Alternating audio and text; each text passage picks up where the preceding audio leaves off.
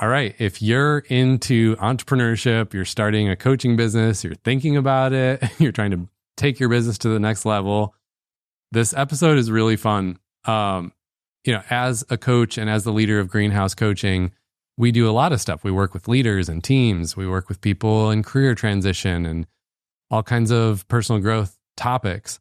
And so our team is focused on multiple different niches and areas of expertise. But of all the different programs we offer, this is the one where you get to work with me.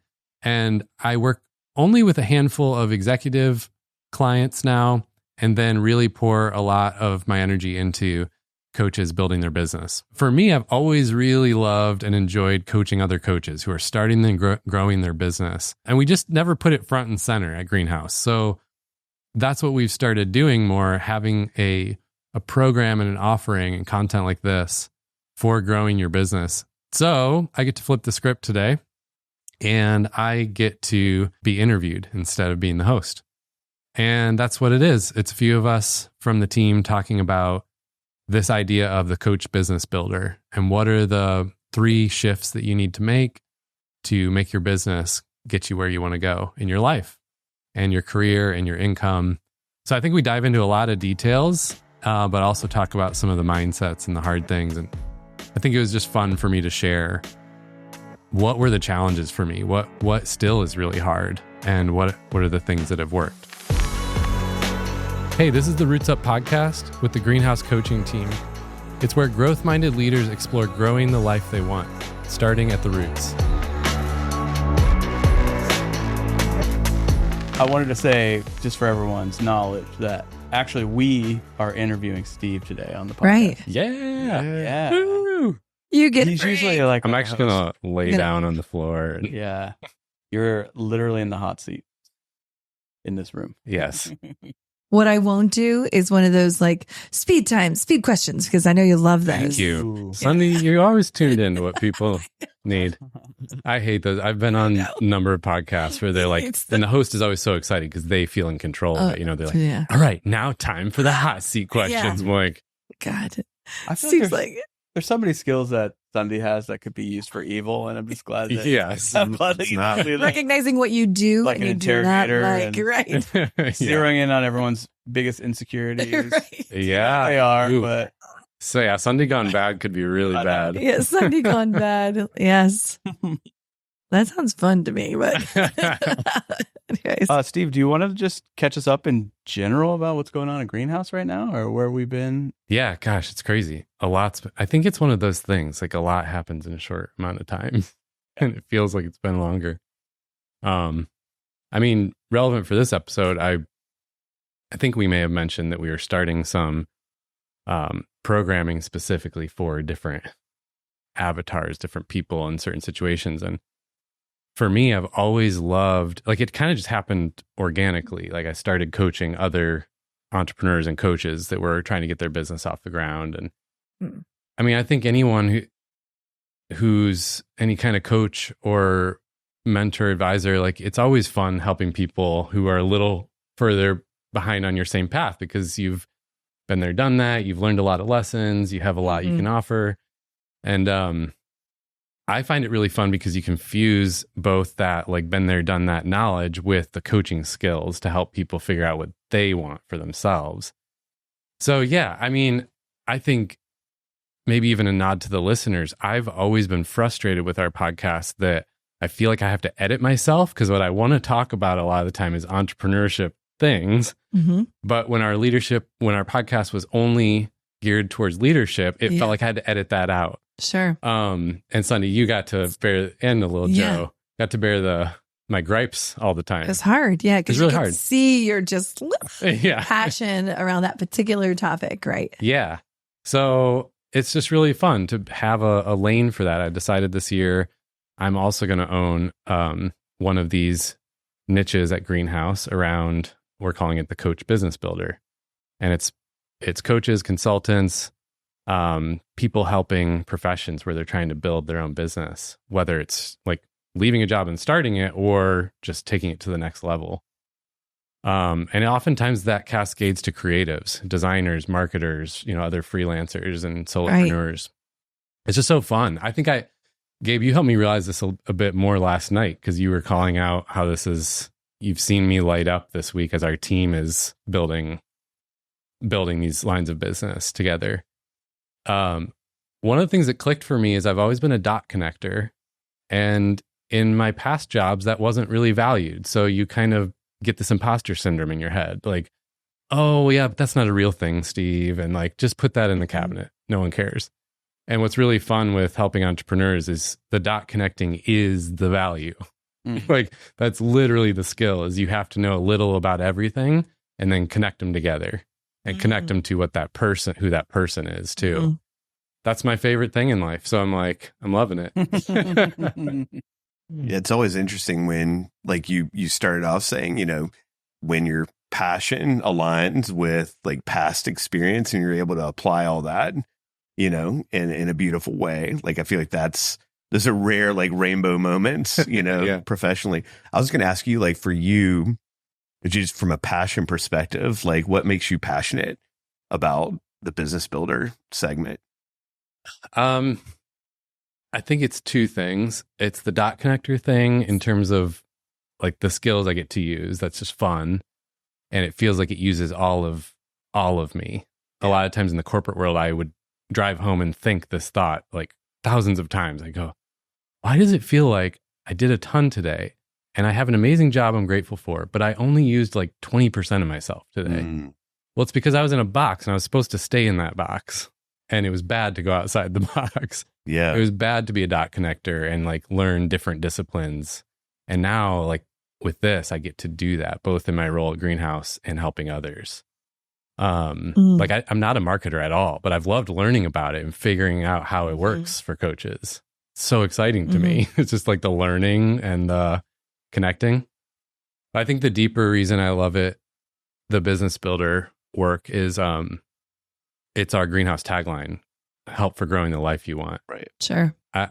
I'm most passionate with whether it's with leaders or a generalist or a coach, whoever it is.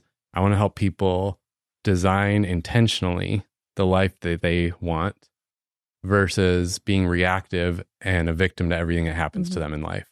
I'm so passionate about that. And that's been my journey of trying to live that way. And it's not a perfect life. It's an intentional life. Like that's a huge difference to me. Right. I think a lot of what's on social media is like, ooh, this is the perfect life. I'm not interested in that. But I am interested in an intentional life. Yeah. And I think the reality is entrepreneurship is just the best path for that. Like I felt it myself. When you're in certain jobs, you are, you're in a system that dictates a lot of your life choices. Yeah. And that's not bad. And for a lot of people, it's really good. They like and need that and they thrive in that. But for me and for entrepreneurs, you start to realize, oh, that doesn't work for me. Like I need the freedom to explore and build and to be able to like make work for my life versus having to design my life around my work. Like that was always my tension point in jobs. So I think that's the real passion around it. Yeah. And it seems like there's this like scale of like certainty and agency, right? Like that, like you can be in a job that's very certain, but you're always trading the certainty and giving up agency, right? Like kind of what you're describing. It's like, there's no way around it. Yeah. Right. Like, but then as an entrepreneur, it's the other way. It's like you're trading certainty. You're giving up certainty to get agency. And like, that's, I think maybe a little bit of the dynamic you're describing. That's such a good way of putting it. Never thought of it that way. But I do think it's helpful to say early on in this episode, because we do have a lot of listeners who are not entrepreneurs. I have noticed there's a weird thing in the water that I think came from like our Silicon Valley independent American culture that says like the thing you should be aspiring for is entrepreneurship, or like that there's some like glory around it.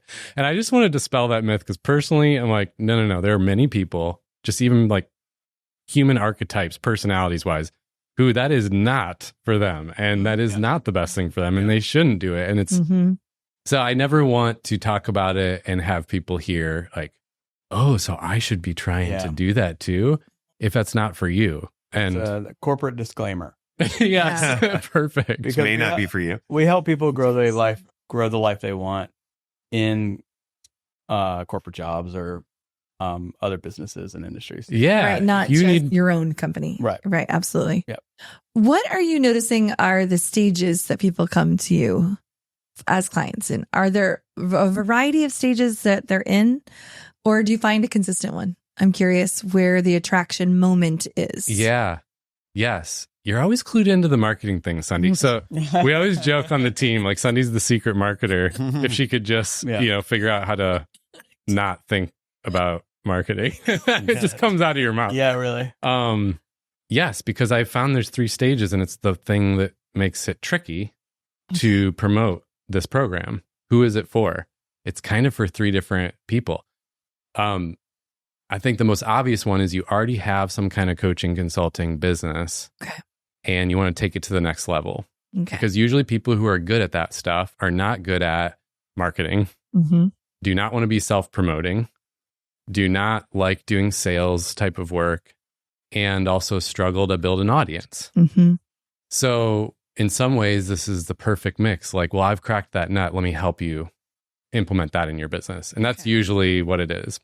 They're great at coaching or consult, whatever their skill is. They're awesome at that. They're awesome at getting people transformative results. But to run a business, you can't just be good at the craft itself.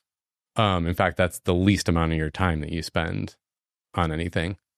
So that's the biggest one. But the 2 others that are sneaky is somebody who's just starting a business and they're like overwhelmed to the brim. What do I focus on? There's a million things. And then the worst part is you go online and you listen to stuff like this podcast and people tell you all these strategies. And if you only do my 3 steps, then you'll make $1 million a month. And it's like, oh my gosh, it's so overwhelming.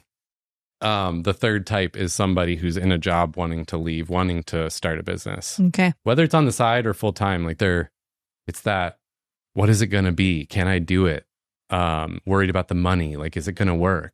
Am I wasting my education? Are people in my life going to hate me? Like, it's all these, which I understand all of those. So that one's a little more sneaky, but it's really fun because, again, where you are on that 2x2 that Gabe just said, it's like, if you're more agency, less certainty, then you're kind of feeling the itch. Yeah. Yeah, I think that's really very clear. I mean, they're very specific 3 types. I think that people can feel, I can see people coming to you who are like a conflicting personality. Like myself, I mean, when we even think about my values, I love freedom, but I also love certainty. Yeah. You're right in the middle of that chart. So I would really have to work through that, like really working through that. And maybe even working through that with a coach to decide, what can I do with that certainty piece? Do you know what I mean? A lot of coaches are struggling with that, even well into their business. They're like, should I just be on my own or should I partner with a company that has some stability or a mix? Like now you have all these coaching platforms like BetterUp and Ezra and Mind Gym that like you can just pick up gigs with. Right. It's kind of great. I wish I mean, when I was starting out, I had 0 money coming in. So that's also more options. Okay, so that's interesting. So that actually is a strategy that you might talk to them about. Absolutely. How to handle that freedom you're desiring, but with that certainty piece, especially as you're starting out. Yeah. Yeah, big time. I mean, I think it's hard to get momentum and get new revenue consistently. So almost any coach, I'm like, as you're getting started out, pick up some gigs that just give you instant, like people put clients on your calendar for you. That's the hardest part. And then like, if you're further along, but you're more higher on the certainty part of the chart. I feel like we need a graphic overlay for this. Then that's a great way to do it, is have a mix, have some stability that comes from somewhere else, and then also have some of your clients and things on the side. It feels like that's like a real space for coaching and maybe a differentiator for, what you're doing versus like we're all, in places like LinkedIn get a million direct messages every day of like, here's my system. Like you said, like do this thing. And it feels very binary. Yeah. Like either you do the system or you don't do the system, success or failure. I'd be curious to hear you talk more about like, how do you, like what Sundie's bringing up of just how do you coach people into the idea that it's not binary, that like that, it may be phased for them. Yeah, it's so good. Mm-hmm. Like, what are some ways that you've helped people like think through the trajectory, I guess, starting a business? Yeah. Oh my gosh. You're right. That is a huge area because you made me think about coaches I'm currently working with, and they all have a different version of that. One person who is coming out of athletic performance mindset coaching. So I think it's getting more in Netflix shows and stuff. Like it's reaching the mainstream more now that like athletes do have lots of coaching that's not physical training. Right. Mm-hmm. That's huge because it's a mental game most of the time. Any high level athlete will tell you that. And yet coaching has this weird like bad rap still in the world. Anyway, so she did that like for athletes, mental performance coaching. And now she's bringing that also into the world of executives because a lot of high level leaders want and need that. So there's this mix for her of, okay, you should still work with athletes and start to filter in these other types of clients.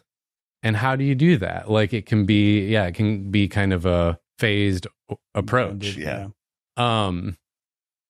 Versus another client who's just, her background was accounting. She's very risk averse. And she's like, I don't want to just start this thing on my own and that from scratch. So I said, yeah, go over to BetterUp or something and just like have them fill your calendar with some clients. Yeah. And then block out certain days when you're working on your business so you can kind of switch modes. Mm-hmm. I don't know, there's all different versions of that, but I really think you named it, Gabe. It's the permission slip is the coaching. It's like, hey, you are free to approach this in different ways. And that's okay. And that's actually probably good. Probably good. Yeah. You don't have to follow the formula you've heard about. And then, working with them to find what is that right mix for them. I feel like the challenge when I think about it is just, and we hear this on podcasts, we hear it talked about. It's just like, you're really, you called it like, I'm really good at something. Like I'm really good at coaching, right? Mm-hmm. I'm good at delivering a workshop. But guess what? If I'm going to start my own business, I also need to be kind of good with money. I also need to be like thinking a little bit with my marketing head. I need to think about administrative things and some processes. Maybe those aren't my strengths. Like, and that's the part that freaks me out sometimes is the things I don't know, but I have this great skill and I think I can just nail it with that. And I think that you got to be good at something, correct? Yeah. It's a great starting place, but that's a scary place. Yeah. It does. You need skills. I do. There's a few skills you need. Yeah. Yeah. And some people get surprised when they get into it. Yeah. Those other skills. Mm-hmm. Mm-hmm. So I think the biggest thing no one talks about with entrepreneurship is you have to be able to zoom in and out many times a day. Mm-hmm. You have to think at the highest level of vision strategy all the way down to like dollars and cents and then back up and many times in a day. Yeah.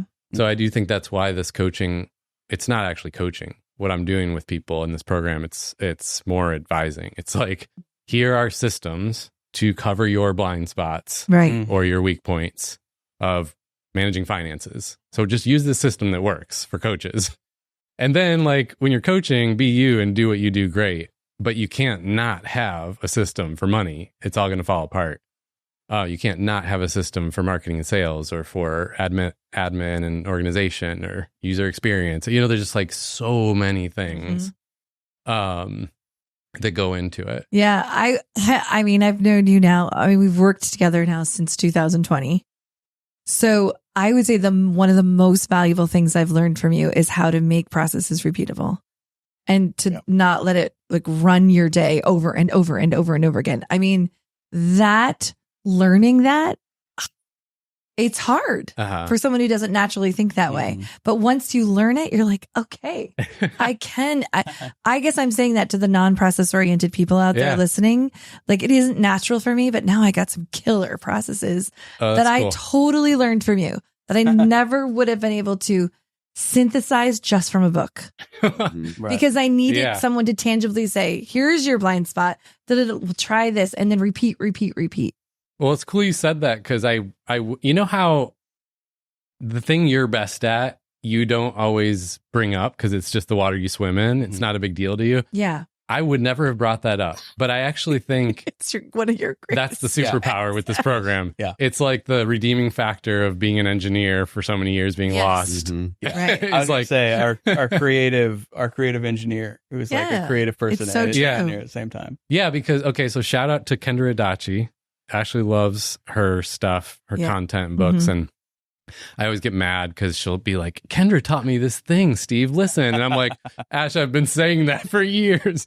But, you know, So true. she's going to be way more interested in how Kendra says it How, to me. yeah. Kendra does have a way of making stuff like sticky and interesting with words.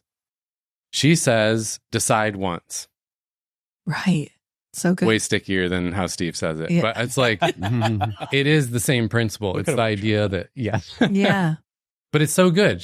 What she's saying is, don't wake up every day Yeah. and redesign the entire wheel. So true. Because that's what most of us do, especially if you are a people-oriented person. Mm-hmm. Every day you re-question how you run your business and your whole career and how you should do this and that and what's this process. You redesign it.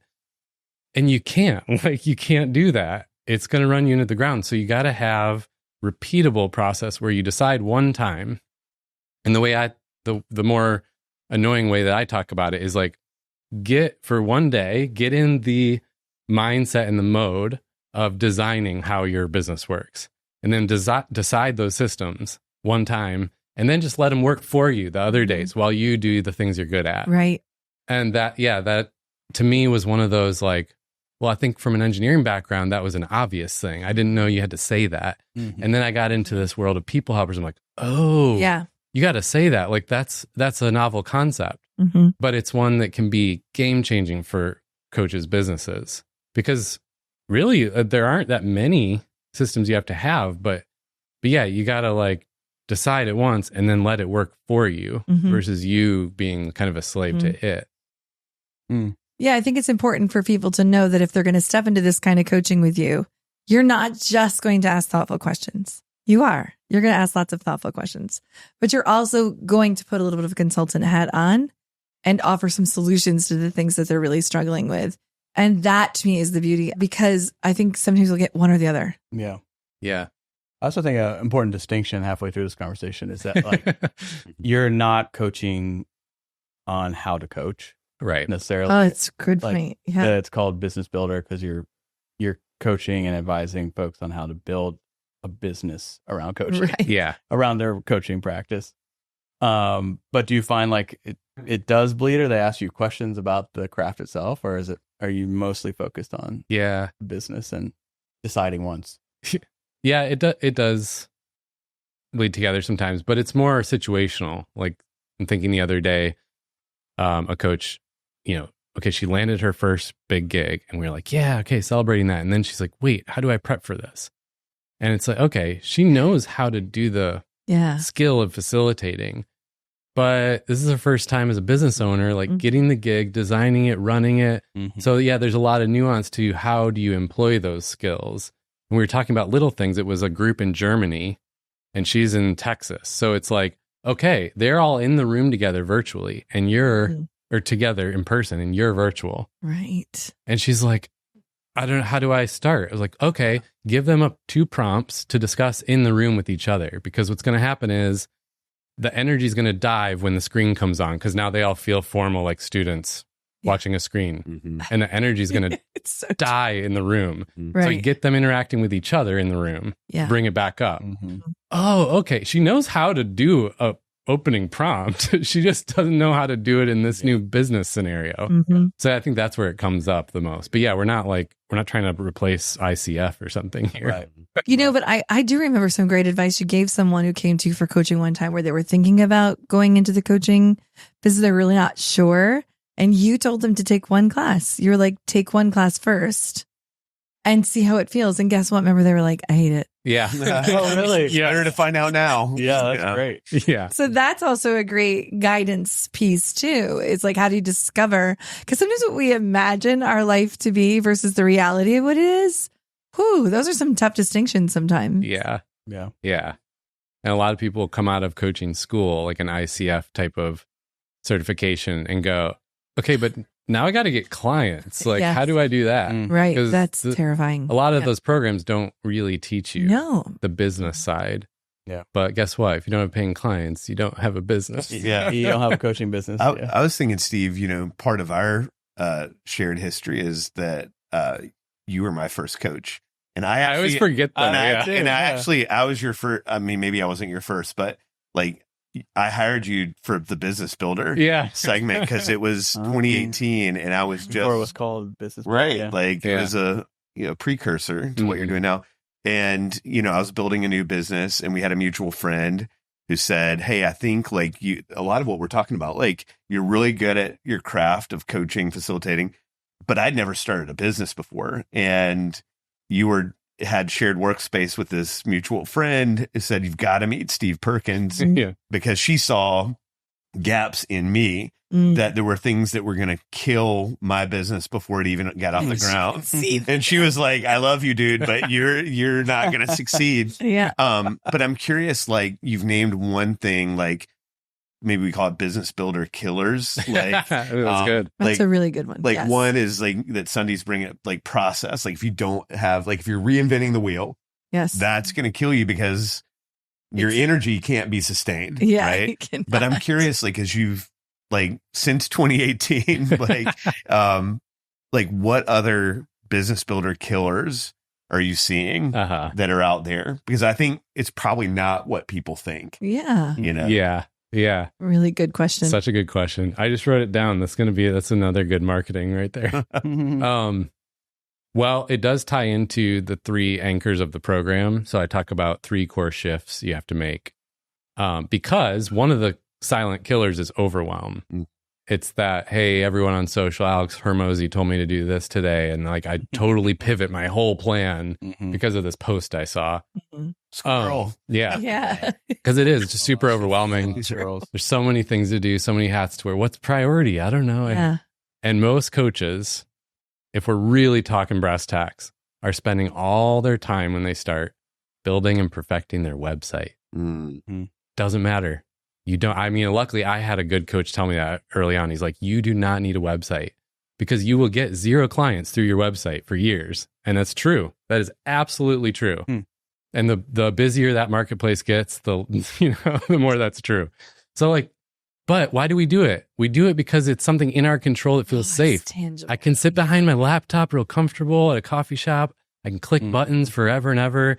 And I feel like I'm getting stuff done. Yes. Yeah. You are not building a business though, because there's still 0 money in the bank. And I mean, I say that like complete empathy because I did it. I wasted probably 1.5 years clicking different buttons, instead of getting out there and building it. So the 3 core shifts are called nail your niche.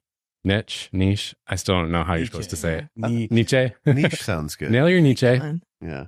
Path to clients and simple systems. What was number 2?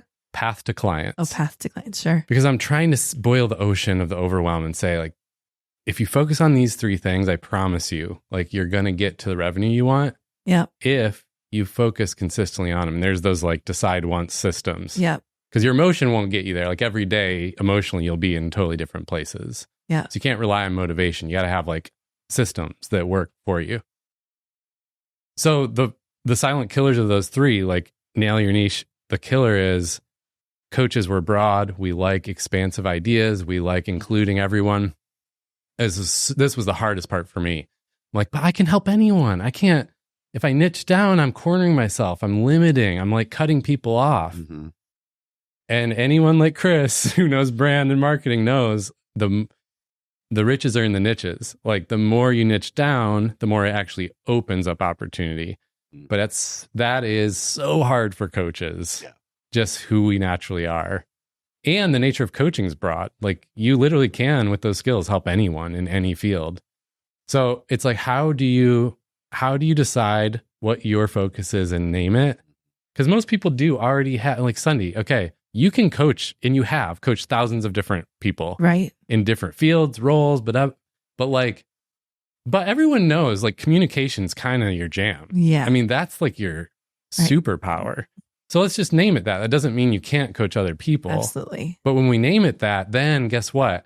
I know how to tell my friends about you. Right. And then they know how to tell their friends about you. And it's like, it allows the word to spread. It allows, I mean, I hate this dynamic, but it's just real. Like people's brains need they need to be able to put you in a box. Yeah.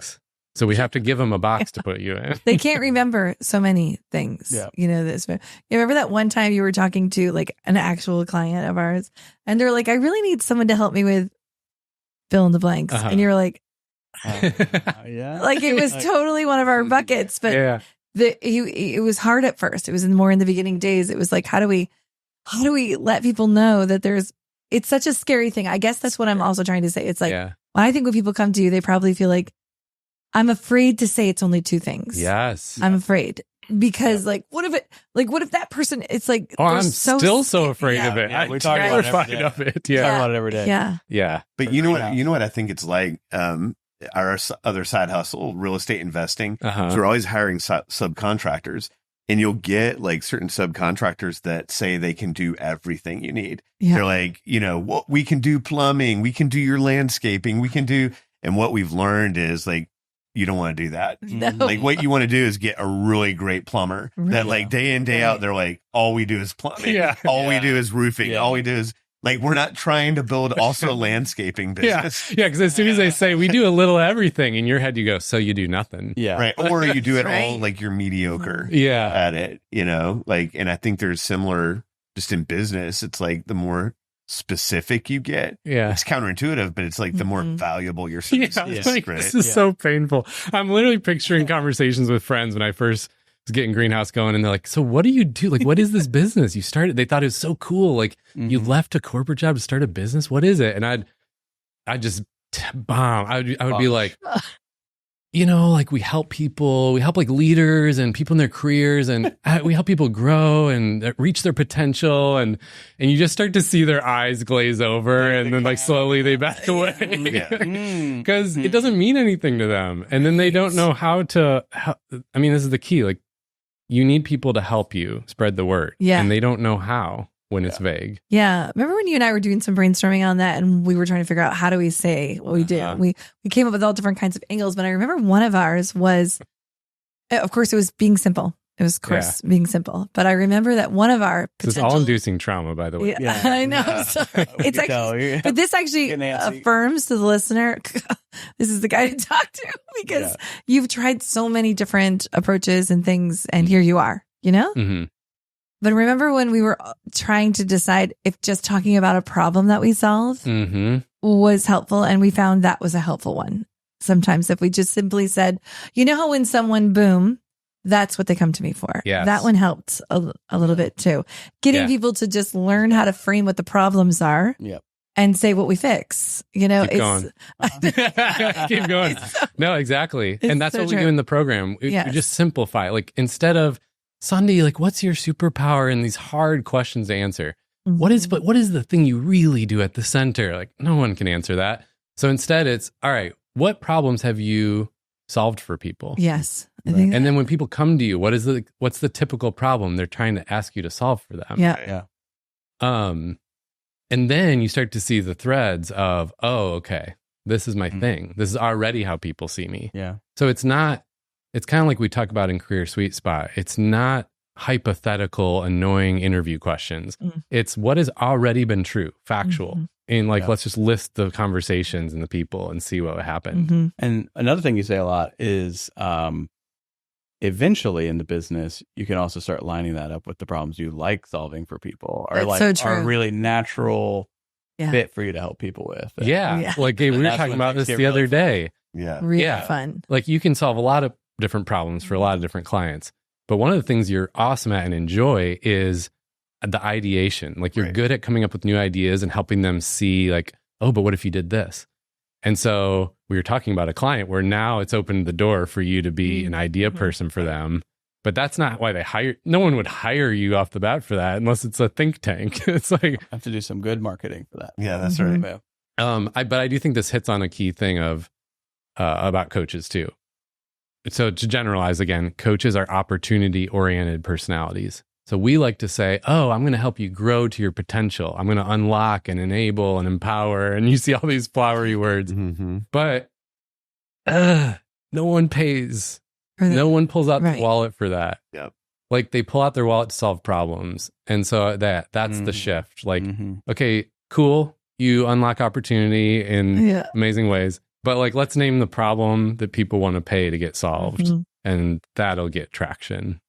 Well, and the other thing I think is interesting that we're seeing in the business is that even if you focus more narrowly on the problems or the niche that people are in, a specific niche. That feels like a dessert. Or philosophy. Yeah. Trace Nietzsche's. I like niche. Yeah.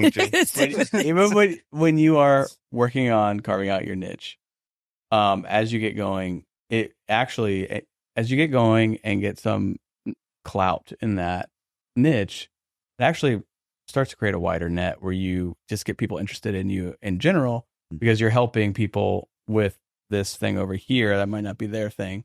But like, oh man, I probably need to talk to Steve about my car wash business. Yeah, because you know how it goes. Like every day this happens with our friends. So just if you're a coach listening, start to notice this. Every day you have conversations where people go like, oh yeah, have you watched the F1 documentary on Netflix? Oh yeah, you got to watch it. And they start like evangelizing to you. Yeah. Well, you feel like you have to. And then you get guilt. Like I got to get in my queue. And it's because, like we go off the recommendations of others, the more we're flooded with social media and marketing, the more we trust people's recommendations we trust. So it's like, that's right. You got to get it. So it's like people can be like, oh yeah, Sundie's the one you want to go to for that. Gabe's the one you want to go to that. Oh, Chris is like your go-to guy for that. And then, it opens up. Yeah, it's just not as scary to niche down on something than as you think. I'm terrified of this exact podcast right now. I'm totally scared. I was nervous this morning because I have built a business that's mostly known for we do like executive coaching and culture development. Sure. And I'm terrified that I'm out there on Instagram as Coach Business Builder. And I know that some of my friends are like, oh, he pivoted away from leadership. Yeah. They've already started saying it. And I'm like, no, that's like our bread and butter always will be. But like, also I'm doing this other thing. Yeah. It's scary. It's just like you've extended another arm. It's like this one's going well. Here's another, right? Yeah. Another area, another outreach. Yeah. I think, like the neuroscientists would say, like our brain's looking for comfort in putting it in a box that feels known. It's more... feels safer to have somebody in one box. Is there one particular topic that you feel like it's like most people get stuck right there?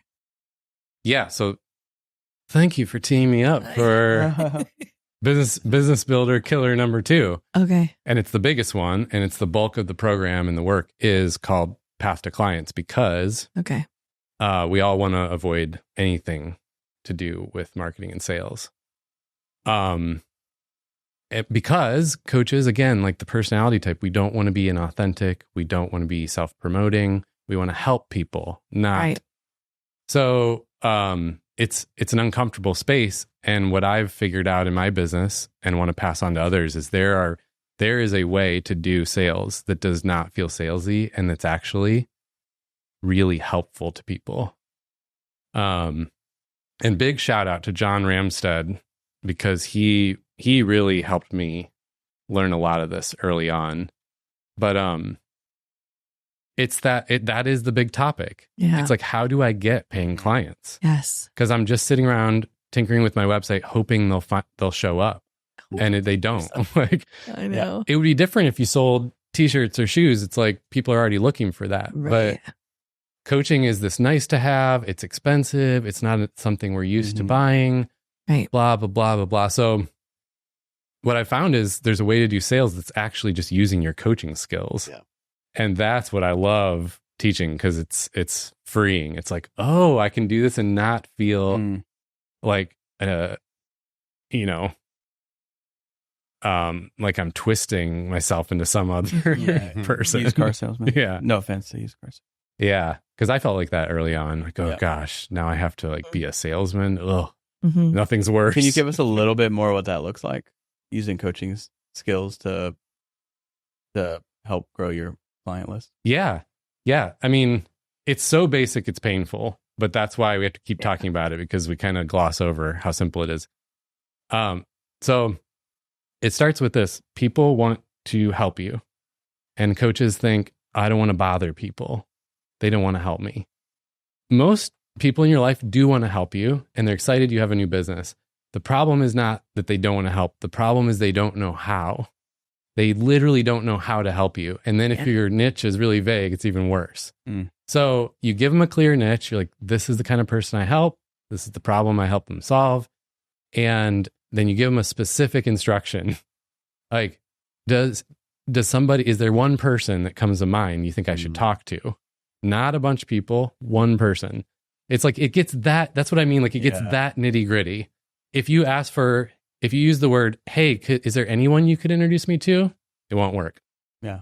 But if you say the word, is there one person you could introduce me to? It works. I mean, it's that detailed. So we're always working on like language and tone and like, and so you basically have meetings. We call it the first 5 friends. Like, pick 5 people who already know, like, and trust you. Ask them to coffee never veil anything. Be very upfront. Like, what I want to do is I want to tell you about my new business and pick your brain and get your thoughts. Perfect. Because if you don't share your intentions, it gets real squirrely and it's like, real quick. Is this a pyramid scheme? Is this like a MLM? What is happening? My new MLM. Gonna get some Tupperware at the end of this meeting. And so you just got to be real transparent from the beginning. And then when you meet with them, you just share what you're doing and ask for their advice. And most people will, I should introduce you to so-and-so, or have you thought about this, and like have ideas for you. And then you follow that trail. And that's how it works. So we call it the 6 degrees of separation, because it's not the person in front of you that's going to be your client. It's 6 people later. And you got to that's the big mindset shift. You got to get it out of your head and take the pressure off. They're like, I got to sell this person. Oh my gosh, if I don't, I'm a failure. It's like, no. You're not trying to get them as a client. You're just trying to get their advice. If they have a connection to make you, that's what you want. And then let the dominoes fall. And eventually, it's cool. Like, this is why it feels freeing. You don't have to cajole or convince anyone. Like, through the dominoes, eventually somebody's going to come your way who's already wanting a coach, like who's already ready for it. Yeah. And that's what we've experienced. I mean, it's like now people come to us who are ready for coaching versus, I have to go convince somebody to buy this. Yeah. Well, I think it's that we were talking about this the other day, just this idea that like your posture matters, like that going in. And if you go in with the posture or mindset that I have to get this person to be my client, you're almost like assuring destruction of the relationship and the lead. Yeah. But instead, if you can go in with the freedom of like, I don't need this person or anybody to be my client. I mean, it's a little counterintuitive because you're like, wait, I need clients. Like, but it's the mentality. Yes. Like, because you bring an energy. It's like, that's the salesy energy is that people just pick up on. Yes. It's like, I need you to be my client. It's the So worst. like grabbing on to you, and that just makes people run away. Totally. Yeah, you'll hear like a lot of people who are good in this space. They even say, I heard yesterday, this guy I follow, he was like interviewing a client and it's gone really well. They've gotten great results together. And the client said, when I first reached out to you, you told me, you shouldn't hire me as your coach. Hire the other person. And he goes, that's what sold me on you. Because I knew you didn't need me. You weren't gonna, it wasn't. Yeah. That's so true. When we would talk about interviewing prep, when we were helping job seekers, so much of our advice was do the work, prep, and then let go of the outcome. Yes. Because that urgency, that neediness is not going to serve you. It's not going to serve you well. So, and when you were talking about mindsets, I was thinking in almost every workshop that I teach, any topic, influence, whatever it is, networking, there's always going to be a section in my workshop where I talk about mindset. Because no matter what we're trying to move towards, there's usually always some crappy little mindset in there that we have to work through. Don't you agree? There's something in it. So I can teach you all the skills you want, but if we aren't talking about mindset, what's tripping you up? It's so huge. And I was thinking about one of the mindsets that you mentioned that's so important I can see in this space is, because I've told people when they're networking, so it's very similar. I'm like, don't decide if you don't want to hang with me. Let them decide. Does that make sense? Like sometimes I'll be like, they wouldn't want to. Decide for them. I'm going to let Gabe, if you don't want to actually have that conversation, I'm going to let you decide instead of me doing this stupid little game of deciding for you. Yeah. That's huge. That's It's a big mindset. People do that big time with the pricing and the purchase part of it. Right. They decide that person doesn't have enough money. Oh, so I'm not going to pitch that price. And it's like, and then they're a functioning adult. Let them decide. Because I've been surprised the number of times people are like, you think that they didn't want to pay that or couldn't afford it. And they have some plan or option. They're like, that they're going to make it work. Right. Yeah. Such an important one. The other mindset is, because I remember I used to, in the early days when I was just trying to like book lots of meetings and appointments, I had because I had like a sheet with notes of how to facilitate the conversation. And at the top, I had a self reminder that said, the goal is to understand what's going on in their head and help them with that.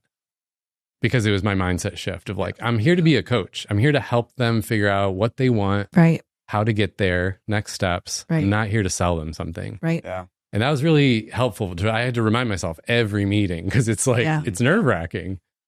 And the second mindset that comes up is, okay, cool, Steve. So I'll do the first 5 friends and I'll do this like 6 degrees of separation. And then they give up like a week later.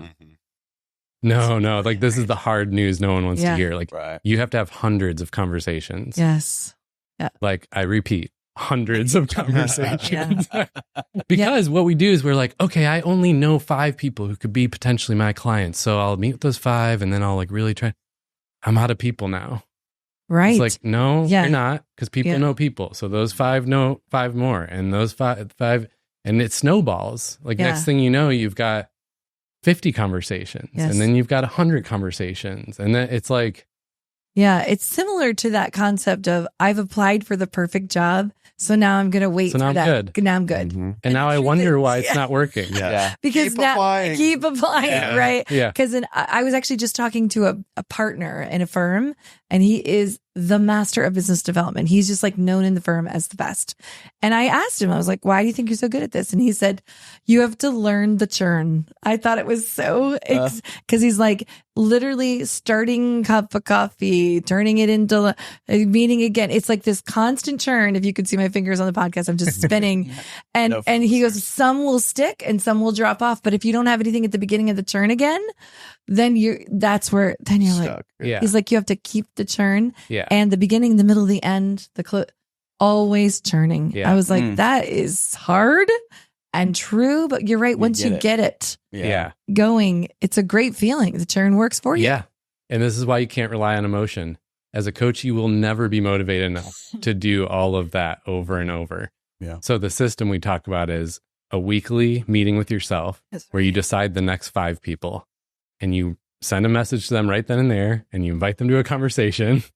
Mm-hmm. And then if those people, any of them give you introductions, you also use that block of time to follow up on those intros. Because like in the day-to-day, you're not going to be emotionally motivated to do this. No. You just won't. Yeah. And this is where your sweet spot is, Steve, is that he had this great saying, learn the churn, right? But you will create a process for them to learn the churn because you're not going to feel like learning that often. Yeah. You're going to need a process like, that to feels do it. hopeless. Well, not quite. Like the hard part is, you got to have hundreds of conversations. Right. Any of us who have done this know. But the good news is you don't have to know hundreds of people, though. That gets mixed up. Like, so true. And, Gabe, you've done this way more than me throughout your career. You know this too. It's like, well, you didn't have to know hundreds of people, but like people introduce you to people. It's just it's leaning into the process over time that makes it work. Well, I think that's why we call it discovery. Like you're discovering because you don't actually know who your clients are going to be. Yeah. And I think that's a mistake coaches make too. It's like you start counting the money before you've had the conversation. You're like, well, I know these 10 people. Yeah. And I think this guy might be in for 1,000 and then that. And you start like, you're like, I can do it. I can make $20,000. Like, and you're wrong every time. Yeah. Right. Yeah. So don't Every count time. the money before you have the conversation. That's such a good tip. The other thing you say that I like, as far as like focusing on like coaching in those conversations and focusing on the problem is that, coaches, it really applies to anyone, but coaches always want to talk about their coaching Yeah. and not talk about the problems you can help people. Yeah. like, oh, well, you could talk about your methodology or where you got certified and like all this stuff. And I think we can all tend to do that when it's really like, no, like what is the thing that I can help you with? Yeah. And in the general conversation or in the conversation, you get the general vibe of like your way of doing it and your coaching. So right. We see that a lot. Yeah. And with creatives too. It's like you're a graphic designer or something. You talk all about it. It's like, that's not why they're hiring you. Like they're hiring you because every time they're in a meeting, they don't have a good PDF to hand the person. Like, so instead talk about how you make killer PDFs that actually like turn conversations into business. Right. Like, okay, now I'm interested. I mean, if I was to bottom line why I would hire a coaching coach, say it again. Yeah, like a coaching coach. Coaches that do coaching are right. coaches. Why I would hire one. Why I want to start a business and why I would hire a coach. And you can have your own bottom line. I'm just curious. Like, if the first thing that comes to my mind is like, it's a no-brainer in the fact that I could learn all these things without you. There are 1,000 books, there are 1,000 podcasts, there are but I don't know where to begin.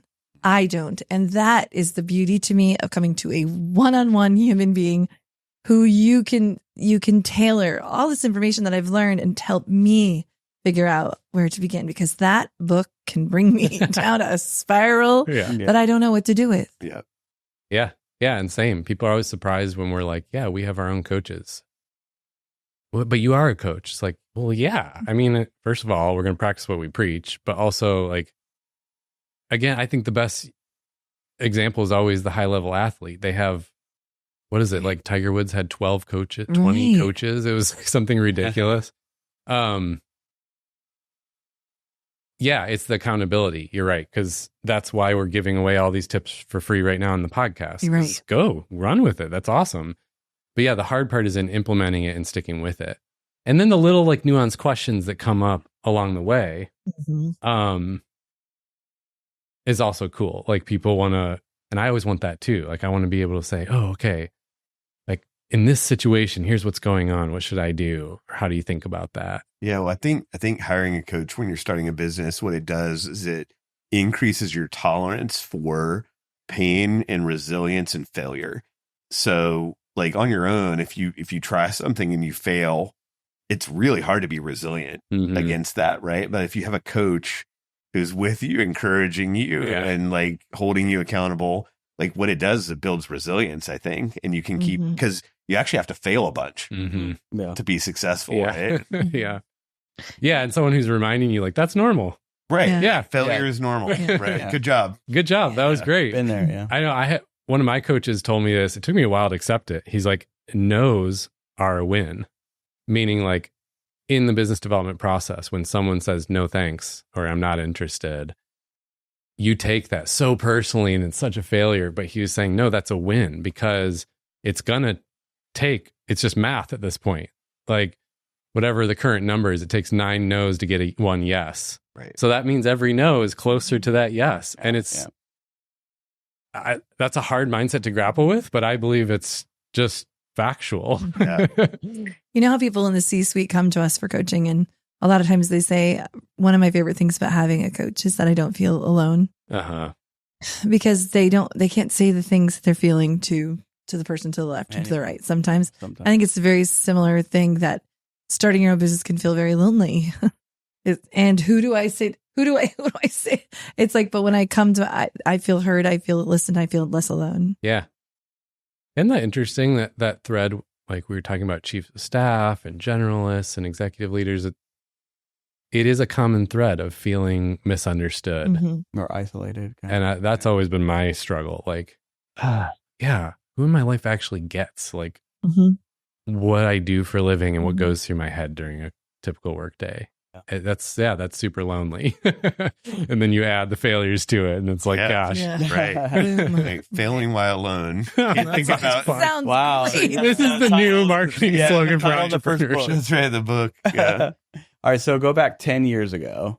Take the part of like no money yet. How much would you pay? Oh my gosh. For this kind of coaching? Yeah. Well, I did. You don't have to say, but nope, I did. But it's I paid someone. Oh, what was the exact number? I want to say it was close to 10 grand, but I would pay even more now. Yeah. I mean, it's priceless because, and it's why it's an easier type of coaching to sell is there's a financial ROI. So like you are going to get to revenue faster. Yeah. And probably make more. Yeah. So yeah, I would have paid more because I wasted a lot of money. Like for me, what I had done is like I saved money to build a runway for myself. So I had a certain amount of time. I think it was like, okay, I can kind of pay myself for 9 months and then I'm in trouble. So I've got 9 months of time. And then I just like it all drifted away and I wasted it all on tinkering with website and responding to email. And I don't know, just like having meet and greets with no agenda. And I would have taken more of that money and put it right into a great coach to just help me accelerate what they've learned, keep me focused, all those things. Because the mindset is I don't have money at the start. I'm just starting. It's like, I'd be willing to bet most coaches have some money they're wasting in places. Right. So that's what I would have done. But yeah, everyone's in different situations. Well, I've even in other circumstances, borrowed money and paid for coaching. And I'm a coach, but I mean, just to your point, it's that valuable because you're like what you're doing. I think when you start your own business, what you're really doing is you're betting on yourself. And I think that's why it's so scary is like, and so I think hiring a coach is a great tangible way to say, I'm putting the chips down. Yeah. I'm going to bet on myself big. Right. And that's and so it's kind of the motivation to keep going too. I love that framing because I remember taking some money out of stocks and putting it into this business because I wish I would have heard the way you just said it. Yeah. But I was thinking like, wait a minute. So my best case here is like 5 to 8% return. But like, if this business works, this is like 100-fold return. So, I mean, I'm not sitting here advising people to take money out of their retirement accounts, but I did decide to use some of that money for the reason you're saying. Yeah. Interesting. Or people who are coming out of corporate, they'll do like, okay, I'll stay 1 more year, build up a little side savings. It'll give me like a year of runway. Yep. I mean, I think the other mindset thing is it's not jumping off a cliff. It's not, oh, I'm going to make the leap. It's not, oh, this is do or die. We have all these metaphors for entrepreneurship that are totally false in my view. I actually think you have more control. Like in a lot of jobs, you could show up on Monday and be fired and have no advance warning. In business, you can control and pivot and make decisions. So in some ways, it's more safe. I mean, there's different ways to look at it, but in some ways, it's more safe. I had a mentor encourage me that. He's like, no, actually, you can decide and you can create milestones. Okay, every month I'm going to check in. How is this going compared to my goals? And then if it's not going well, you can pivot. You can pick up a side job. You can go back to your old job. You can change, how you're doing it. So you have all this autonomy to go back to your 2x2 that you don't in a job. So, I mean, there's just, so many better ways to look at it. Was there a third pillar of the program you wanted to talk to us about, or you have to figure that out later? That's the secret one. Unlock it by clicking on the link. Give us your email. The third one is, you don't have to the simple systems. And we've kind of already talked about it, but with finances, with time management, et cetera, how do you, and some new coaches just don't even know. I remember this feeling like, how do I set up a contract? How do I open a bank account for a business? Yeah. And it's kind of assumed that you would know these things, so you feel dumb asking. Like, if you've never done it before. Yeah. I had a coach ask me last week, he goes, so this is going to sound dumb, but like, is it an LLC? Is that what I do? Like, no, that's fine. Everyone has these questions. They do. Yeah. Okay, do I need to hire a lawyer? Like, how do you do that? So some of it's that stuff, and some of it's how do you create these decide once recurring systems that work for you, and get that in place. I mean, so if anyone's listening who is trying to do this or into this, I would love to hear from you if you are interested in a group event, because one of the things we're toying around with is like either a one-time or a recurring group event where you come together with other coach entrepreneurs and we help you launch your business and get it to the next level. Because we can do a lot of that stuff kind of in a deep dive, rapid way when we're together in person. And then you have the fun part of meeting others like you and not feeling alone anymore. So I would actually love to hear from people. Shoot us a message or DM if that sounds fun to you, because we're still toying around, should we do that or not? And then, like I said earlier, I mean, yeah, this is just one new branch of Greenhouse. I've always done this kind of on the side, and I wanted to make it a formalized program. But that doesn't mean the other stuff we do with leaders and organizations and people in career transition, all of that isn't still there and relevant. That's still our bread and butter. But yeah, this was fun to have a chance. Thanks for giving me a chance to talk about it. You bet. And I hope it was helpful for people.